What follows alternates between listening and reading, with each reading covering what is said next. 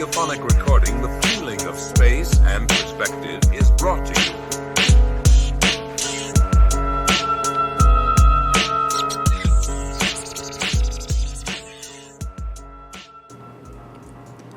Hello and welcome to another album review on this channel. My name is Josh, and for today's video, I am going to be reviewing the album You're Living All Over Me by the band Dinosaur Jr.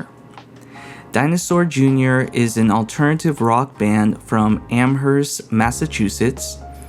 The band was formed in 1984 under the name of Dinosaur by J Mascis, Lou Barlow, and Murph. The band was inspired by music from artists like Black Sabbath, The Replacements, and Neil Young. The band's self-titled debut studio album was released on July 16, 1985 through the record label Homestead Records. The band was forced to change their name from Dinosaur to Dinosaur Jr. a couple of months after the release of their second studio album, You're Living All Over Me, because there was another band called The Dinosaurs. This band was a psychedelic rock supergroup from San Francisco, California that was formed in 1982. The band featured ex-members from bands like Country Joe and the Fish, Quicksilver Messenger Service, Hot Tuna, Grateful Dead, and Jefferson Airplane. They had trademarked the name and sued the band over the use of the name. So because of this, the band's debut studio album Dinosaur and their second studio album You're Living All Over Me had to be recalled by SST Records due to the lawsuit, and new copies were printed crediting the band as Dinosaur Jr. instead of Dinosaur. The band's music features elements of alternative rock, indie rock, noise rock, hardcore punk, post-punk, and grunge. They have released 12 studio albums, with their last studio album, Sweep It Into Space, being released in 2021. But the album I'm reviewing today is their second studio album, You're Living All Over Me. This album was released on December 14th, 1987, and this album was made under the label SST Records. The producer for this album was Wharton Tears. Wharton Tears is an American producer who also produced albums for Sonic Youth, Helmet, Biohazard, and Quicksand. The band members that are featured on this album include J Mascis, who is the guitarist. He also does percussion and is the main vocalist. Prior to forming Dinosaur Jr., J Mascis was the drummer in a hardcore punk band called Deep Wound from 1982 to 1984. He's also ranked as number 86 on Rolling Stone's list of the 100 greatest guitarists of all time. You also have Lou Barlow, who plays bass, ukulele, and vocals on this album. He is also the lead vocalist and guitarist of the indie rock band Poledo, which was formed in 1986. And then finally, you have Murph, who is the drummer. There were 2 singles for this album. The first was Little Furry Things, and the second single was In a Jar. The genres for this album include indie rock, noise rock, and lo-fi. This album was very positively reviewed. AllMusic gave it 5 out of 5.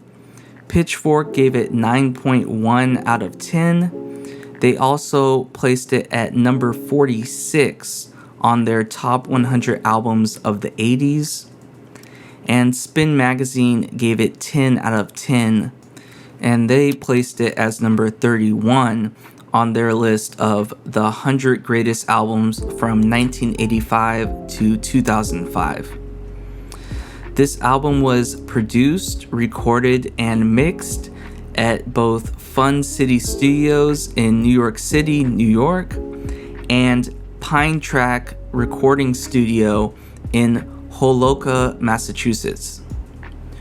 When the master tape for this album arrived at SST Records, the label's production manager noticed the levels of the tape were so high that it was distorting. However, J Mascis confirmed it was the way he wanted the album to sound. Also, during the recording process, tensions emerged between J Mascis and Murph because J Mascis had a very specific idea for all the drum parts, and Barlow recalled Jay controlling Murph's every drum beat, and Murph could not handle that. Murph wanted to kill Jay for the longest time. This tension between the band members maintained after the recording, and eventually Barlow left the band in 1989, and Murph left the band in 1993, leaving J Mascis as the only original member. But in 2005, both Murph and Lou Barlow returned to the band, and the three original members have been playing together ever since. So now I'm going to talk about each song on the album, let you know my thoughts on them. After that, I'm going to give my top 3 songs from this album. Then I'm going to give my overall thoughts on this album and my overall rating. So the first song on this album is called Little Furry Things. This is the first single to appear on the album, and this song was written by J Mascis. Lee Ronaldo, who is one of the guitarists in the noise rock band Sonic Youth, sings backing vocals on this song.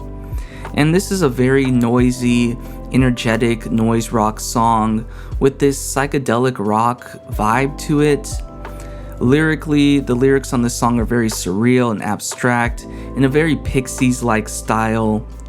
Because of J Mascis's signature, super chill talk singing style that he uses throughout this album, a lot of times it's hard to tell the exact lyrics that he's singing, but from what I can gather, he's singing about a rabbit running away from him, which is a reference to the 1865 novel Alice in Wonderland by Lewis Carroll. I interpret that as symbolism, and I think the lyrics are about him chasing after someone he loves, but they are always unattainable for him. And the lyrics kind of remind me of the lyrics for the song Only in Dreams by Weezer, which was a song off of Weezer's self-titled debut album, also known as the Blue Album. But overall, this is one of my favorite songs on the album. I feel like it's a perfect way to start off this album, just super high energy. I love the Pixie style lyrics they use. You know, they're very surreal and abstract, and they work really well with J Mascis's, nonchalant kind of talk singing voice, which reminded me a lot of singers like Kurt Cobain and Eric Bachman and the singing styles that they use. The only thing is J Mascis is not the best singer, which can definitely turn some people off of this band. I personally like his singing style. I feel like it fits this band's style perfectly. It fits the instrumentation well, and it has that, punk vibe to it where you're kind of singing but you don't really care. Artists like Sid Vicious, wasn't the best singer, but just he had that style, and I feel like J Mascis really fits the style of what Dinosaur Jr. is going for with his voice. The main riff and melody of this song is super catchy and has this classic indie rock sound to it that I really enjoy. You can hear how much this song alone influenced indie rock music for the years to come. I love how this song starts off. It starts off super noisy and chaotic with these Jimi Hendrix style psychedelic rock chords being played using what sounds like a wah-wah pedal under heavy distortion and fuzz. Then the chorus hits and the instrumentation becomes very dreamy and slowed down with a lot less noise. I kind of viewed this song as a proto-shoegaze song just because of how influential this song was to the shoegaze genre, for bands like My Bloody Valentine and Ride, with the heavy use of, different guitar effects, all the fuzz, the wah-wah pedals being all used together to create these really crazy sounds. And I love how near the end of the song, the heavy noise comes back in over J Mascis' singing voice, and because the singing voice is so chill and the noise is so loud, it just creates this really cool dissonance that I really enjoyed, and I feel like it's a perfect ending to a song like this, which in my opinion was an amazing opener for this album.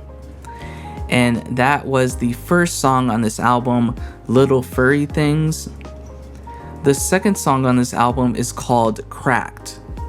This song was written by J Mascis, and this is a high energy, very catchy, noisy indie rock song with an amazing guitar solo by J Mascis.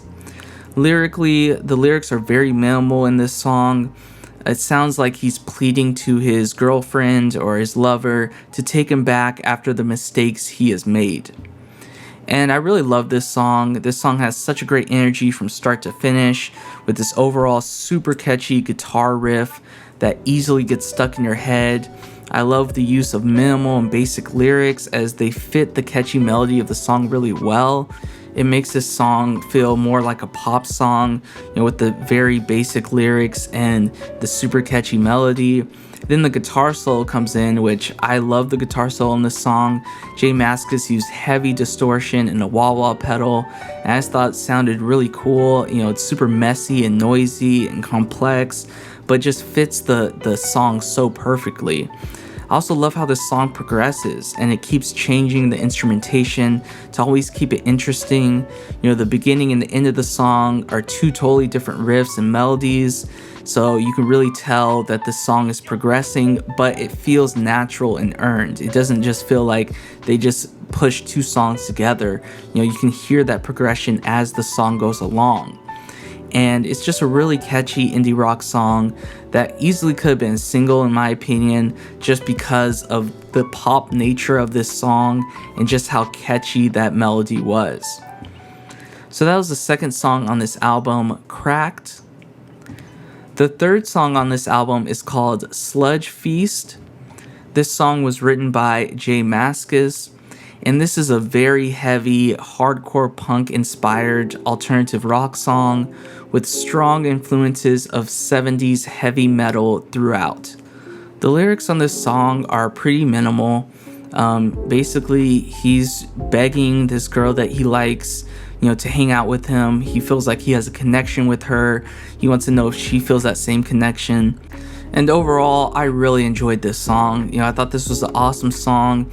It's kind of a hard song to describe because there's just so much going on with it. There's this classic 70s heavy metal sounding riff that's being played throughout this song that reminds me a lot of bands like Black Sabbath and 70s era Rush. This song turns into a very noisy indie rock song during the verse with J Mascis' signature singing style and this really catchy main riff. Then the song has this really quiet, chill interlude section with a really light guitar playing by J Mascis and then just the drums, no bass. Then they go back to the very noisy, hardcore punk sounding section with the 70s heavy metal riff. And they're using this loud, quiet, loud, dynamic instrumentation style, predating the Pixies, which their debut studio album, Surfer Rosa, came out the following year in 1988. But the Pixies are the band that usually people credit for popularizing this style. But it's very interesting, at least to me, that Dinosaur Jr. is using the same style in this song, a year before the Pixies' debut studio album. And obviously bands have been using this style and using, noise dynamics, since the beginning. but it's interesting that in this song it really feels like that classic, loud, quiet, loud style that the Pixies were really known for. Then around the last minute of the song goes back to being this noise rock song with a very heavily distorted guitar and a lot of feedback filling up the mix. It becomes this almost wall of sound. Then the song ends back with that hardcore riff from earlier. There's also a guitar solo during this hardcore riff part near the end that I absolutely love. I think it's an amazing solo by J Mascis. He's just shredding on this solo, and I feel like it really fits the 70s vibe that I feel like this song was going for. And this reminded me of the type of solo you would find on, 70s heavy metal album from bands like Black Sabbath and Deep Purple. And based on the title and the heavy, dark style of this song, you can tell that they were influenced by the sludge metal genre that was becoming very popular around this time with bands like the Melvins and Black Flag. So overall, I really enjoyed this song. I liked how different it sounded from the last two songs, and just the solo was amazing for me. So that's the third song on this album, called SludgeFeast. The fourth song on this album is called The Lung. This was written by J Mascis, and this is an upbeat, catchy indie rock song that progresses into a faster hardcore punk influenced song as the song goes by. Lyrically, this is a very minimal song. Literally the only lyrics to this song are "Nowhere to collapse the lung, breathes a doubt in everyone." So J Mascis just keeps repeating those lines over and over again throughout the song. So I honestly don't know what the lyrics mean, but the lyrics seem to be very surreal with some type of symbolism attached to them. And overall, I like this song. I thought the start was okay. It starts off with this really catchy, basic indie rock riff, which would be fine by itself, but I really like how this song progresses, and the riff progresses into this faster, hardcore punk style riff, and it just brings so much energy to this song that I really enjoyed. Lyrically, I thought the lyrics were fine. I didn't like them as much as the first three songs on this album, but I do like how they use the minimal lyrics throughout this song. And I also really enjoyed the guitar solo on this song. It's kind of a shorter solo. It's not as good, in my opinion, as the SludgeFeast and Kracked solos from earlier in the album, but still a really great guitar solo. I feel like it fits this song, the instrumentation, kind of the more, this is more of your basic hardcore punk indie rock song, and I feel like this solo fits that style really well. This song isn't as experimental as the first three songs on this album. This is a more basic, rock song. But with that said, I still like this song a lot, just not as much as the first three songs. And that was the fourth song on this album, called The Lung. The fifth song on this album is called Raisins. And this song was written by J Mascis. And this is a noisy, lo-fi, hardcore punk influenced song. The lyrics on this song are pretty straightforward, and this is probably the easiest song on this record so far to understand lyrically. J Mascis is singing about falling in love with a girl who's rejected him, and he says that he'll stick around with the hope that one day she'll love him back. So basically, J Mascis is experiencing unrequited love for this girl who's rejected him. And overall, I like this song. Similar to the last song, The Lung, this is a more basic hardcore punk, noisy song.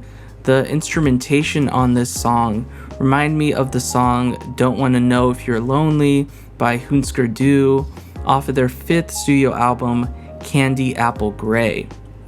This is one of my favorite vocal performances by J Mascis on this album. He sings very clearly on this song, so you can easily understand the lyrics. He sings with a lot more emotion on this song than any other song on this record. And I also really enjoyed the lyrics on this song. They're easy to understand. They're a little bit more basic, but they're still very poetic and descriptive, which I really enjoyed.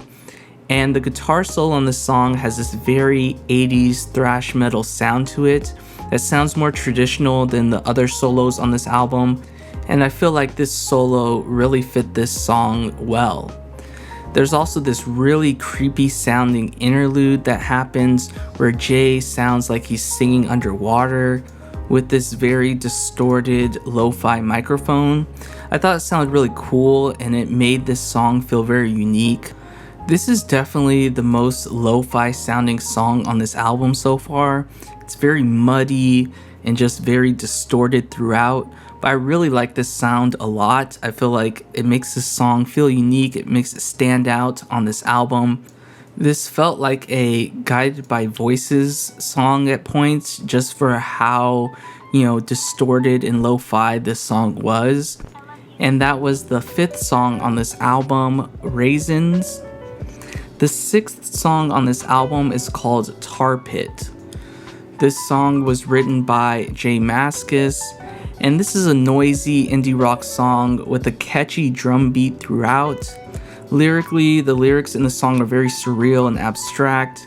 I think he's talking about losing trust in people, but that's just a guess and kind of how I interpret it, because these lyrics are very kind of confusing to understand, at least for me.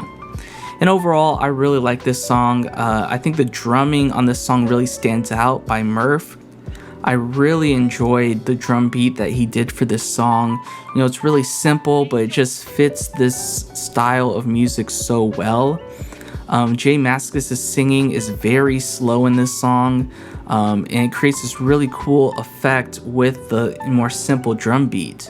And this song has this atmospheric vibe to it that makes the song sound very big. I don't know if they used a lot of reverb or if they recorded it in a big room or something, but it has that really big vibe to it. That very echoey reverb vibe. And then around the 3-minute mark of this song, it turns into this really creepy sounding noise rock song. The effects that J Mascis uses on his guitar in this song sound like voices that are screaming. It's like super haunting and just becomes louder and louder as the song ends. It's definitely a really creepy sound, which transforms this song into this super dark and haunting industrial metal sounding song by the end, with this bone-chilling sound of just pure chaotic distorted noise.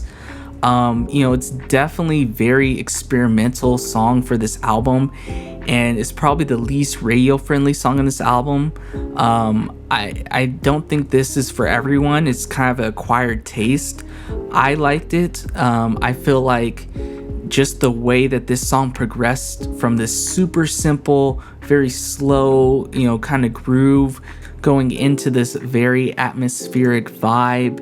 And then the song just becomes way more, distorted and dark and loud and creepy. And by the end, it's almost uncomfortable because you're just hearing what sounds like this screaming voice coming through the guitar. And it's a really cool effect.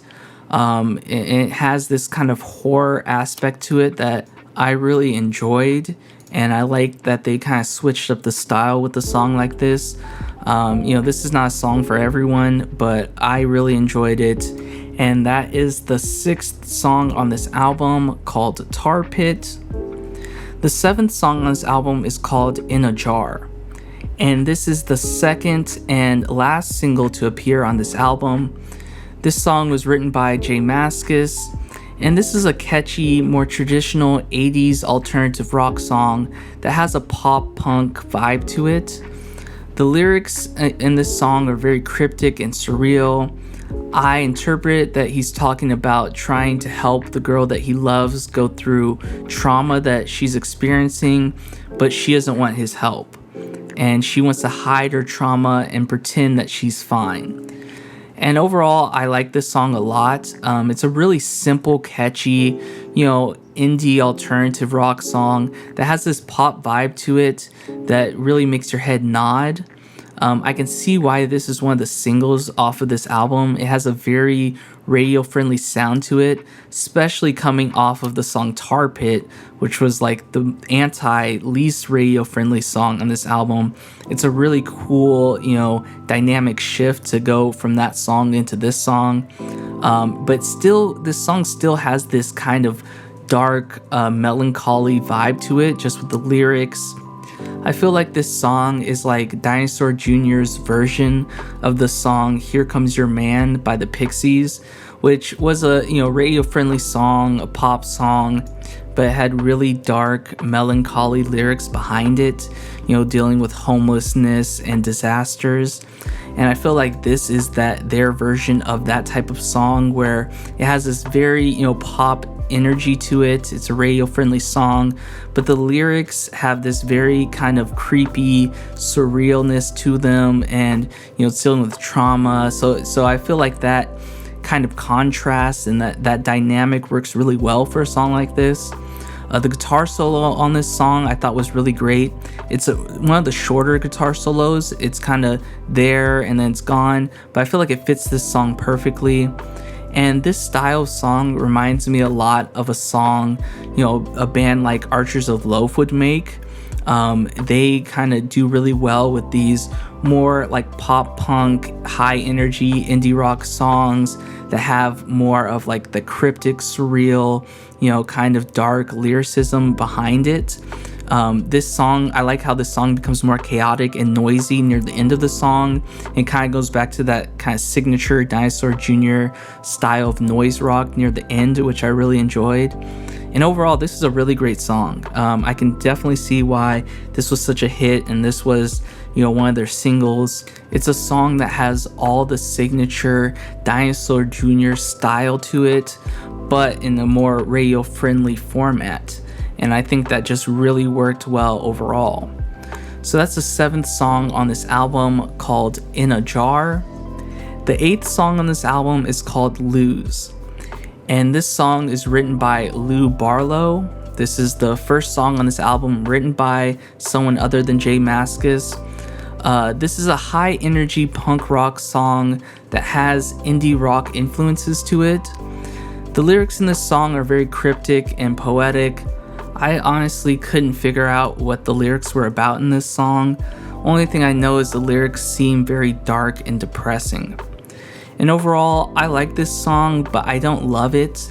It starts off strong with a J Mascis solo that I thought sounded great. It's a very short solo, and throughout this song, Jay has multiple short solos. And this song has a great energy to it that I feel like it keeps throughout this song, which I really enjoyed. This is also, like I mentioned, the first song that's written by Lou Barlow. And it's also sung by Lou Barlow. And Lou Barlow has a more traditional punk singing voice compared to J Mascis. And in terms of pure, singing ability, I think Lou is a better singer than J Mascis.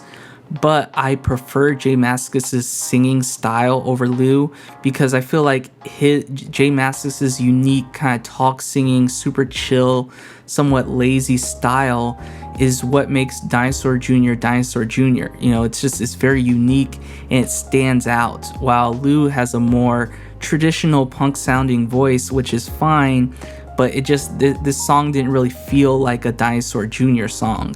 This felt like more of like a standard punk rock song from around this time. I like that this song had an emo vibe to it that I feel like, with the lyrics being more darker, I felt like it fit with the theme of this album, even if I didn't like it as much as some of the other songs on this album. But yeah, overall, this just didn't feel like the other songs of the album. It wasn't very experimental. I like it, but I don't really love it. A nitpick I have for this song too is that it sounds too clean to me. It sounds like it's missing that lo-fi, distorted tone that's on every other song on this album. And that tone and saturation is what makes this album so great. So that's another reason why I wasn't really, falling in love with this song. It's just, it has this too clean vibe to it. So overall, I like it, but don't love it. It's definitely my least favorite song on this album so far, but that doesn't mean it's a bad song. I think it has great energy to it. And yeah, I think it's cool too that Lou Barlow's getting a chance to, show off his songwriting skills and have his own song on this album too. And that's the 8th song on this album, called Lose. The 9th and last song on this album is called Poledo. This song is written by Lou Barlow, and this is like 2 different songs that have been meshed into one song. It's very experimental. So basically the first half of this song is a solo ukulele indie folk song sung by Lou Barlow by himself. And it's just the ukulele by itself. There's no other instrumentation. And then the second half of the song is a collection of super noisy abstract sounds that are very distorted and warped. And then Lou Barlow is singing underneath that in this super, lo-fi microphone. So, this, like I mentioned, is a very experimental song. The lyrics in this song are very chaotic and seem to be non-narrative in like an avant-garde style. He seems to be going through guilt, depression, pain, insanity, and he's expressing this in these very dark and depressing lyrics. And overall, I thought this song was okay. I'm not a huge fan of this song, but I feel like it's fine as being the last song. Having a more weird song, more experimental song being the last song. I usually don't mind in albums. This is a real surreal, abstract type song. It's very unorthodox, because the second half is basically just a collection of noises put together that sounds very creepy and cinematic and atmospheric. It reminds me of the song Tarpit, the noises at the end of that song, which had this kind of industrial metal sound to it. This song has very similar stuff, except this one, it feels even more atmospheric in a way, and just cinematic almost. It almost feels like you're watching this kind of art film. It's definitely not a song that works outside of the context of this album. Like I said, I don't mind it being the last song on this album. I think it kind of fits the theme of this album. But outside of the context of this album, it's not a song I would ever listen to. Because the first half, I thought was fine. It's kind of this catchy indie folk song being played on the ukulele. Again, Lou Barlow's voice doesn't really do that much for me, but it was a fine part. But then when it gets into this super screaming, it's very industrial sounding. It's chaotic. The lyrics are very chaotic and dark and creepy. It just feels like too much at a point. But again, I kind of give it a break because it's the last song of this album, and it fits the theme really well. This kind of reminded me of Dinosaur Jr.'s version of the song Damage by Yo La Tengo off of their 8th studio album, I Can Hear the Heart Beating as One. This is an album I reviewed recently, and that song in particular was similar in the sense that it was this atmospheric, very cinematic feeling song. But of course, Yo La Tengo is a much more chill band, and the instrumentation stuff had a much more, elevator music type vibe to it.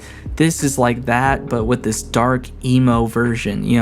Sounds like someone's being tortured to death at points. It's this very metal sounding. And it's definitely a unique way to end an album. This is probably not the way I would end this album.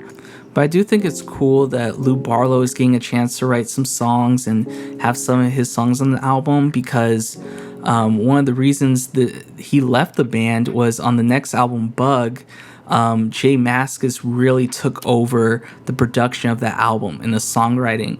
And, Lou Barlow wanted more songs like this, more songs of his on that album.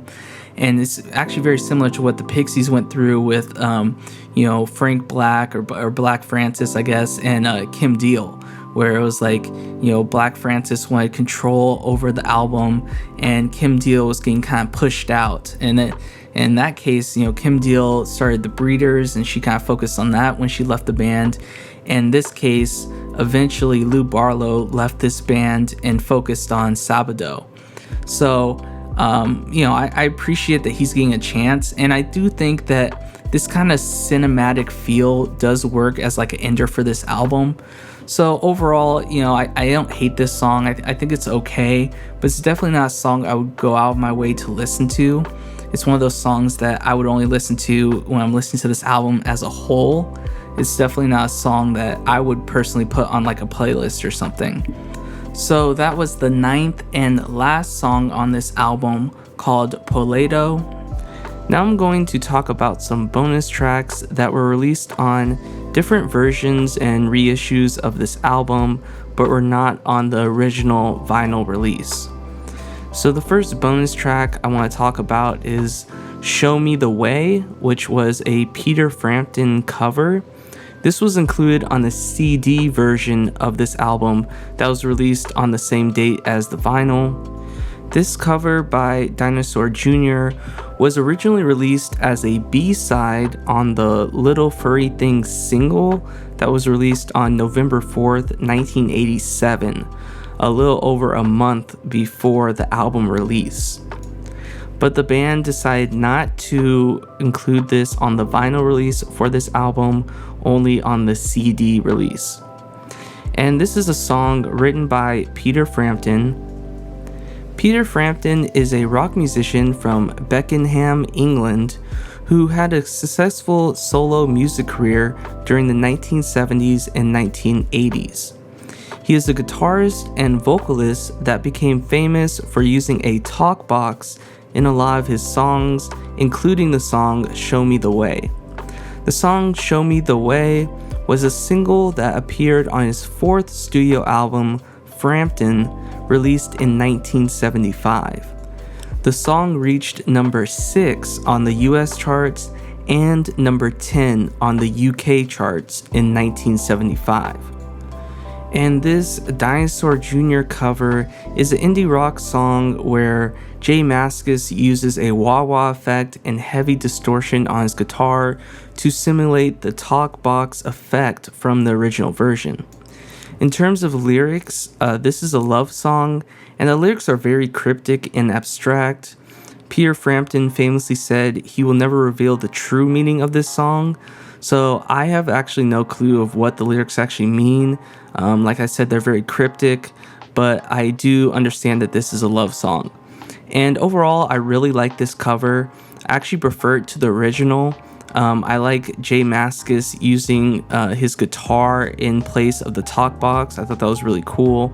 And then J Mascis's, very lazy, chill, like talk singing voice, I think works perfectly over this really fun and catchy instrumentation. I like the guitar solo that he does in this song with a lot of heavy guitar effects, and it still keeps the same structure and vibe of the original while they're playing it in their signature, Dinosaur Jr. style. And I feel like that's the best covers, is when a band, keeps their same style and their same flavor, what makes them, but they still pay homage to the original by keeping the same structure and vibe. So overall, I thought this was a great cover. The next bonus track I wanted to talk about is Just Like Heaven, which is a cover of a Cure song, and this was included in the 2005 reissue of this album. Originally, this was released as a single in the UK in 1989 and in the US in 1990. This song was written by The Cure. The Cure is a gothic rock band from Crawley, England that was formed in 1978 and was most popular during the late 80s and early 90s. The song Just Like Heaven was a single that appeared on the band's 7th studio album, Kiss Me, Kiss Me, Kiss Me, released in 1987. The song reached number 29 on the UK charts and number 40 on the US charts in 1987.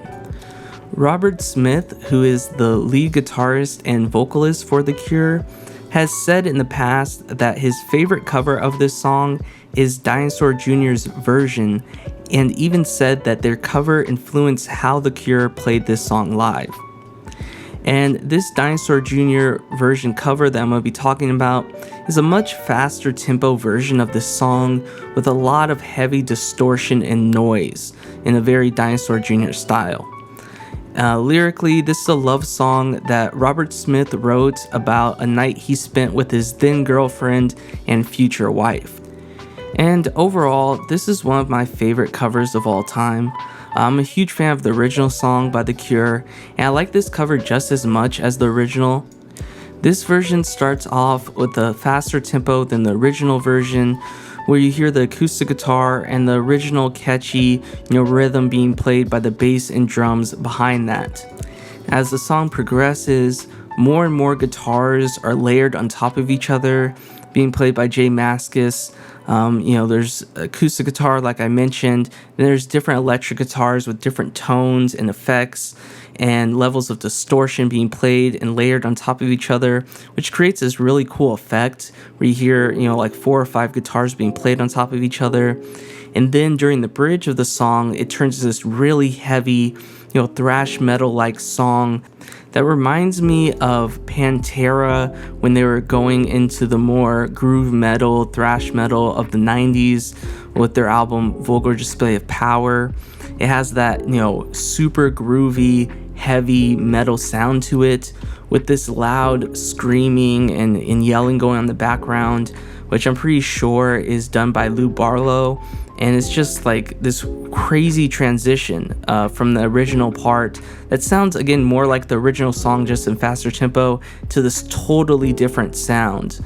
And it catches you off guard when you first hear it, but I think it works perfectly for this song. And honestly, it's my favorite part of this song. It's what really makes this cover so great. And it's funny how this is probably the most metal this band gets, especially for this album. And it's them covering, an 80s pop song that brings it out. The solo on this song is amazing. I love the solo on the song. In terms of all the solos on the album, this is probably actually my favorite solo.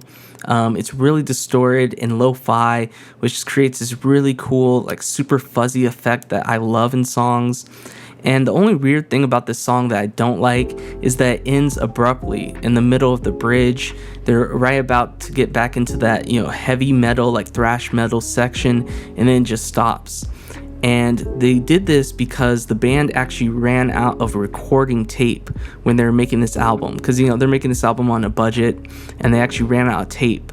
So it just ends abruptly, which in some ways is actually kind of cool and kind of fits the indie vibe of this band, but I would just want to hear more of this song. I feel like it's a little too short and it just ends abruptly like that. But overall, like I mentioned before, this is one of my favorite covers of all time, and this is actually the only song that I had heard before going into this album review. I like Dinosaur Jr., but I knew more of their 90s work. And this is a song that I've put on multiple playlists and I've heard, a lot of times over the years. I think this is an amazing cover that everyone should listen to. And that was Dinosaur Jr.'s cover of the song Just Like Heaven by The Cure. And like I mentioned before, this was included on the 2005 reissue of this album.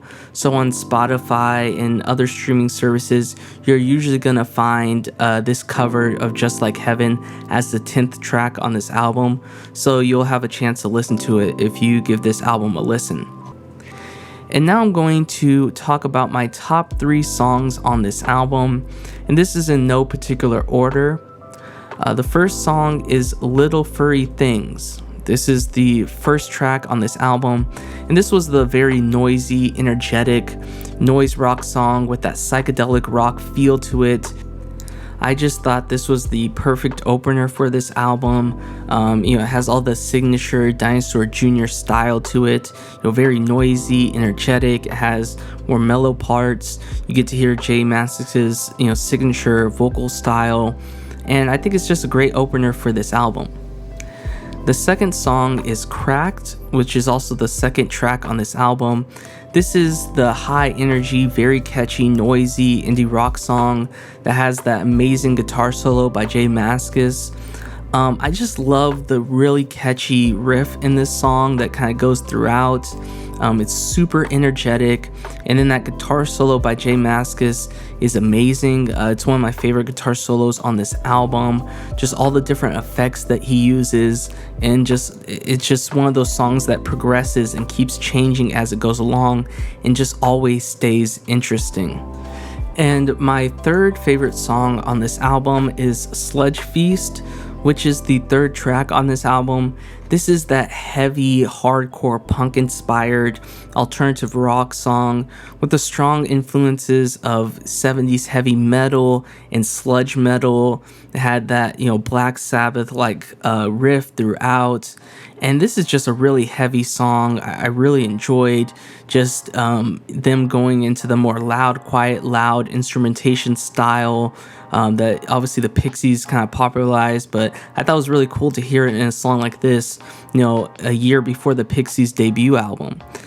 This song had so much distortion and feedback to it, had this hardcore punk vibe to it, but also this 70s vibe with that really cool kind of heavy metal Black Sabbath Rush style riff that I really enjoyed. So those are my top 3 songs on this album. Again, Little Furry Things, Kracked, and SludgeFeast. Now I'm going to give some of my overall thoughts on this album. The first thought I had is I just love the overall sound of this album.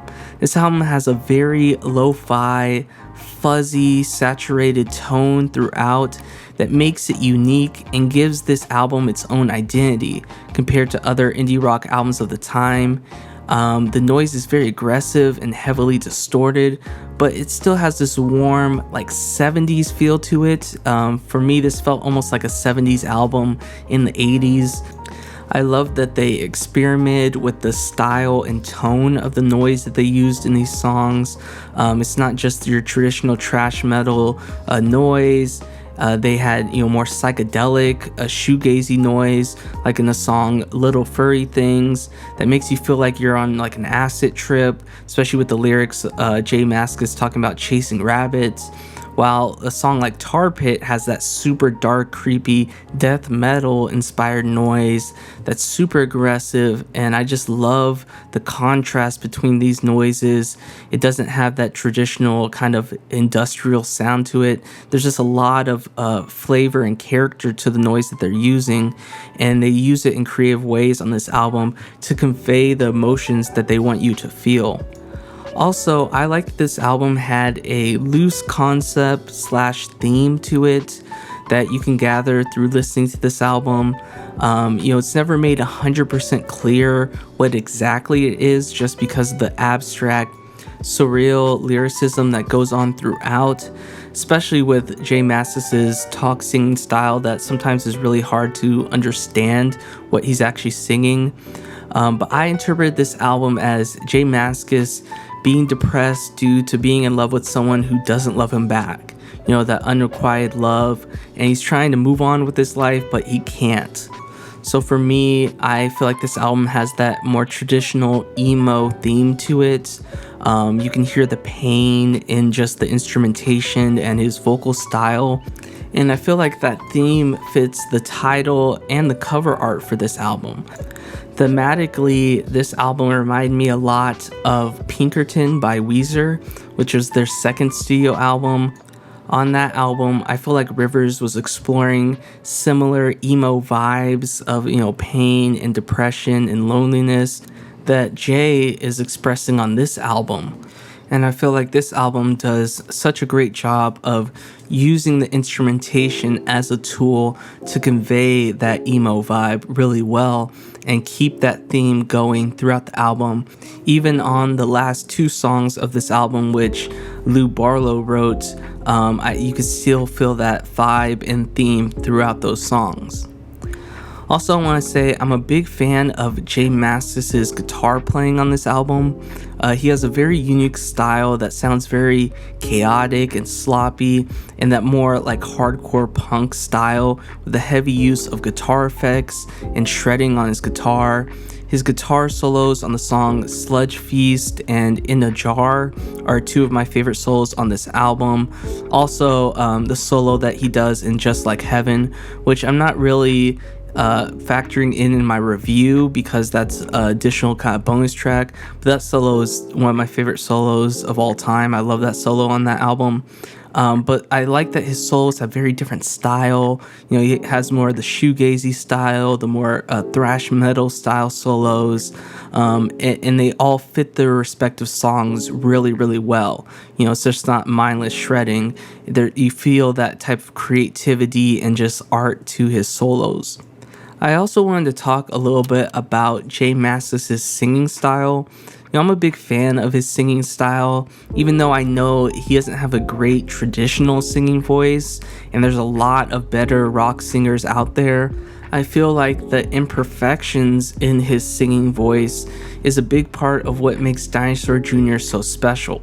You know, that talk singing style just fits really well over this instrumentation and creates a really great contrast, similar to Eric Bachman of Archers of Loaf and Kurt Cobain of Nirvana. You know, having that contrast of the more chill singing over the heavy instrumentation just works really well and adds to the overall chaotic energy of this band. And lastly, I just wanted to mention, while I was listening to this album, I was surprised to hear how ahead of its time this album sounded for being released in 1987. All the different sounds on this album that Dinosaur Jr. explores were clearly influential to the popular, you know, alternative rock / grunge scene that became prominent and popular in the early 1990s. Bands like My Bloody Valentine, Nirvana, The Smashing Pumpkins, Weezer. These are just a few bands that I can think of that I feel like were directly influenced by this album just based on the sounds that this album explores. And I feel like this band is underappreciated for how much they influence music. You often hear about bands like the Pixies, Sonic Youth, REM, influencing that scene, that 90s alternative rock scene. But a band like Dinosaur Jr. doesn't get talked about enough, in my opinion. Or at least I don't hear about them enough because the sounds on this album, like I mentioned, are just so influential for that, you know, popular alternative rock period of the 90s. And I'm just amazed by how unique their sound was for that time period in 1987. So now I'm going to give my rating for this album. I give this album a rating of 5 out of 5. I absolutely love this album. I feel like it has everything that I want out of an indie rock album, especially of this time period. You know, it's very loud, aggressive, melodic, great catchy riffs and rhythms. I enjoyed every song on this album to different degrees, but there's no song that I think is, you know, skippable. It has a great flow to it. It's not too long. I appreciate that every song has something unique about it, and it's just a really fun and easy album to listen to. I love the lo-fi, messy, aggressive tone that this album has. I feel like it gives it so much character and really makes it stand out compared to other 80s indie alternative rock albums. And then even the covers I really enjoyed on the bonus tracks of this album, and they definitely deserve to be listened to. So this is definitely one of my new favorite indie rock albums, especially of the 80s. And I honestly feel like this album and Dinosaur Jr. in general are a little underappreciated because I feel like this album should be considered a classic. Placed up there with classic albums like Doolittle, Daydream Nation, Nevermind. I honestly feel like this is an album that deserves to be up there with those albums.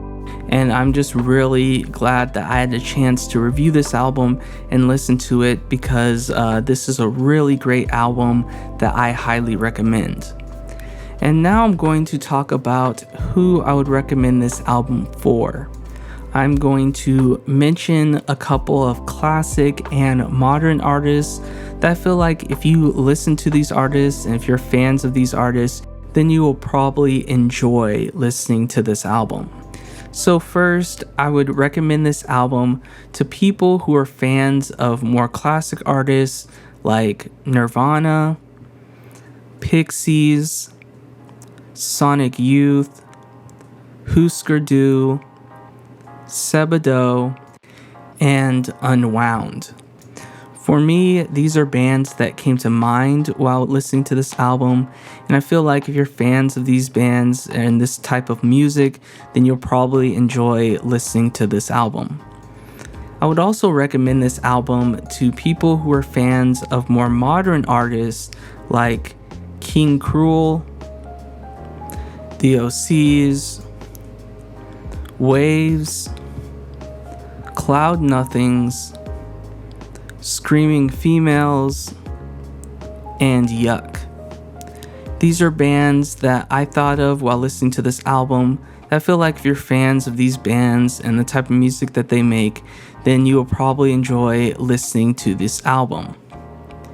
And that does it for this review of the album You're Living All Over Me by the band Dinosaur Jr. I want to thank everybody for listening. Hope you all have a great day, and peace out.